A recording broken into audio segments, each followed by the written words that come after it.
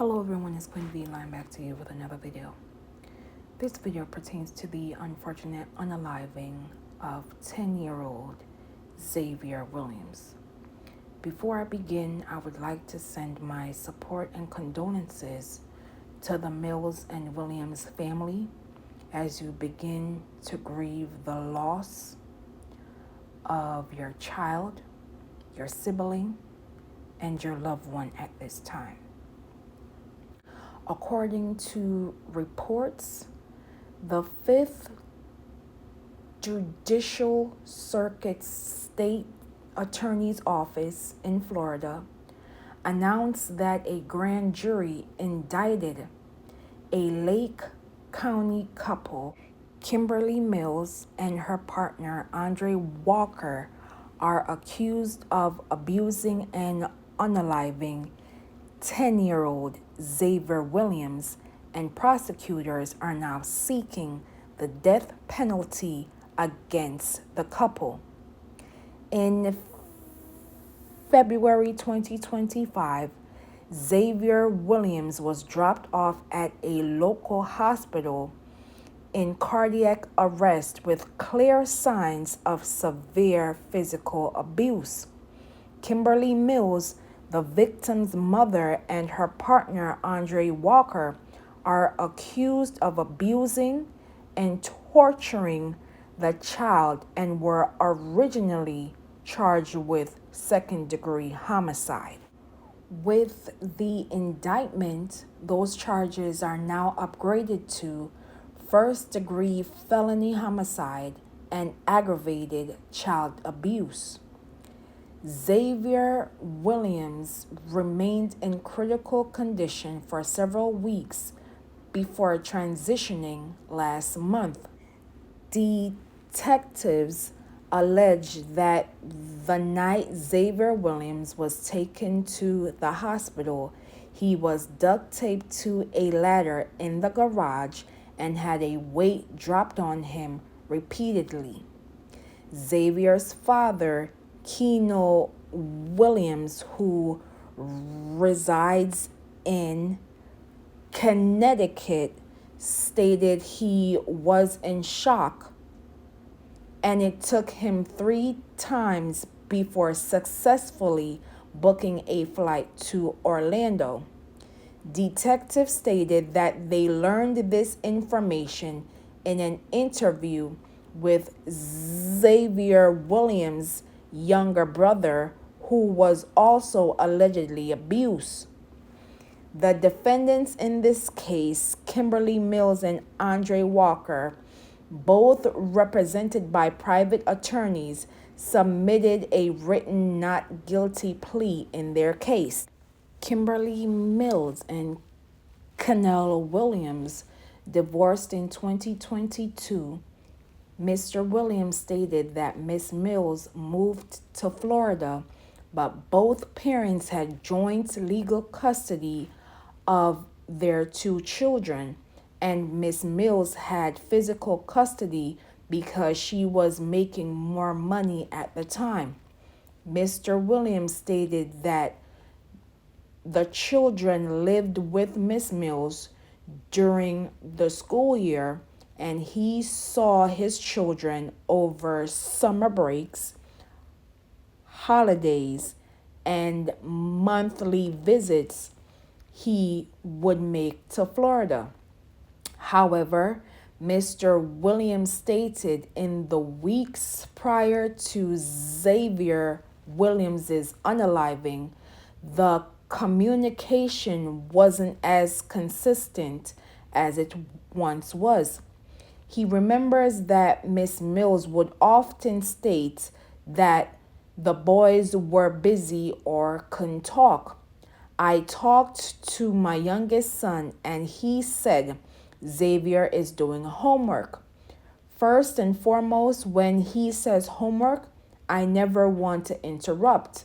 I always say, call me when you're finished, and I always got supervised phone calls, he stated.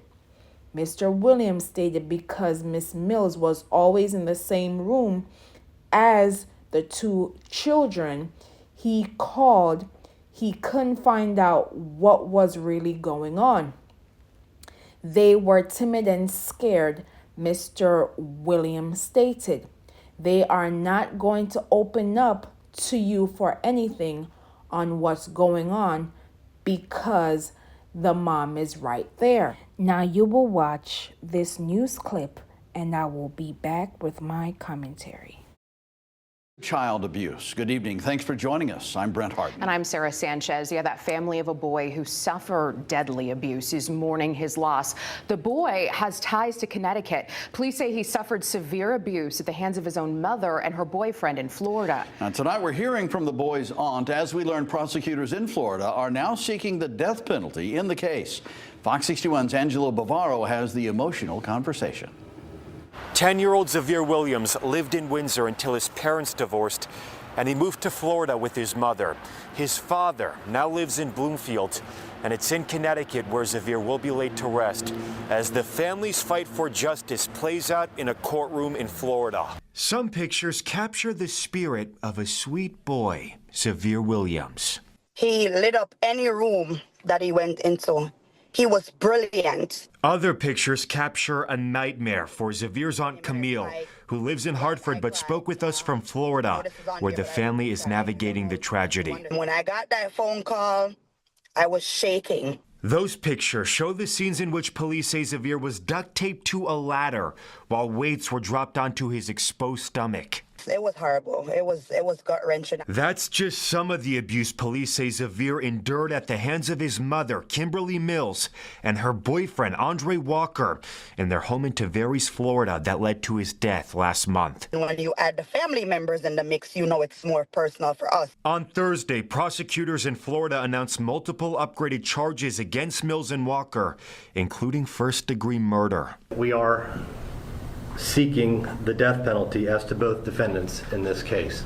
Tavares police say Xavier's 8-year-old brother was also abused. We're doing everything that we can to keep the brother safe. And is helping investigators piece together details of what happened at the hands of Walker and Mills. Nobody had a clue, and she kept them close so they wouldn't be able to say anything. The boy's parents had joint custody, but Camille says Mills would limit the father's contact with his kids. We feel some type of ease knowing that he did everything that he could possibly do to fight for his children. Now Xavier's family is turning to their faith as they forge ahead in the courtroom. Both sides of the family are coming together, and both sides of the family want to see justice. So I want to make it very clear that it's not just our side, which is my brother's side. And Camille hopes Xavier's story will shine a light on child abuse. For us to check up on our kids more and, you know, to come together as a unit. We need everybody in the family because this happened and none of us knew because of the situation. A candlelight vigil to honor Xavier is planned for next Wednesday at 7 o'clock here in Hartford at the West Indian Social Club. The family has also set up a GoFundMe. You can find more information about that and the vigil on our website, that is fox61.com. Again, I would like to send my condolences and support to the Mills Williams family. In addition, sending support and healing energy to Xavier Williams's younger brother, who endured the trauma with his older brother and coming to the realization that his older brother is no longer alive. It is clear that these babies were being abused, and one of the two defendants, their mother, Kimberly Mills, ensured that her children were isolated from their father, Mr. Williams. My question is, were other relatives able to gain contact with the Williams brothers? And did they understand the severity of the situation? Were teachers and other administrators aware of the abuse? Did neighbors notice any signs or sounds from the household? And was CPS in Florida notified of any allegations of abuse or neglect as it pertains to Xavier Williams and his younger brother? If Kimberly Mills didn't want the children to be under her primary care, then she should have left them in Connecticut with their father.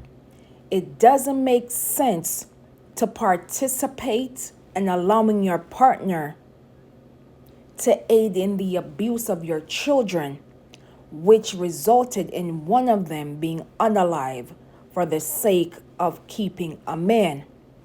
It does not make sense. Now Xavier Williams is gone, and his younger brother is going to need help, not only in the short term, but for decades to come. Experiencing abuse by the person who brought you into this world with her partner, witnessing your brother being abused, which resulted in his unaliving, in addition to being abused yourself, there will be a lot of unpacking for this baby. And I pray that Mr. Williams seeks assistance for his younger child. It's also obvious that Kimberly Mills is a monster to her children. Yes, I said it. She's a monster. Do you know how many persons would love to have children and cannot have children beyond their own control? You had the opportunity of doing your motherly duty in protecting your children, but instead you aided and abetted, conspired to harming your children, which resulted in one of them being unalived and traumatizing the other one for the rest of their lives. Now another future is taken because we are not paying attention. If we continue on this pattern, we are going to continue to losing out on our future innovators, presidents, scientists, activists, authors, judges, accountants, civil servants, journalists, filmmakers, executives, because we have this attitude of it's not my business, it's not my problem. Growing up, there was a mentality of looking out for one another regardless of connection. Now with social media and us coming out of a global pandemic, we are becoming numb to these sensitive stories. And I hope as a society and as community members, when we see something, we say something and begin listening before it's too late. How many more of our babies are we willing to lose before we say enough is enough? I will leave in the comments and description below for organizations and hotlines as it pertains to child welfare, in addition to the GoFundMe link for Xavier Williams. Again, sending healing energy and support to the surviving Williams son as you navigate life without your older sibling, Xavier Williams. In addition, condolences and support to the Mills Williams families as you begin the grieving process of your baby, Xavier Williams. And as always, protect Black children. known and unknown. Say their names. Say his name, Xavier Williams. Justice for Xavier Williams. And as always, please be safe out here, and I will see you in the next video.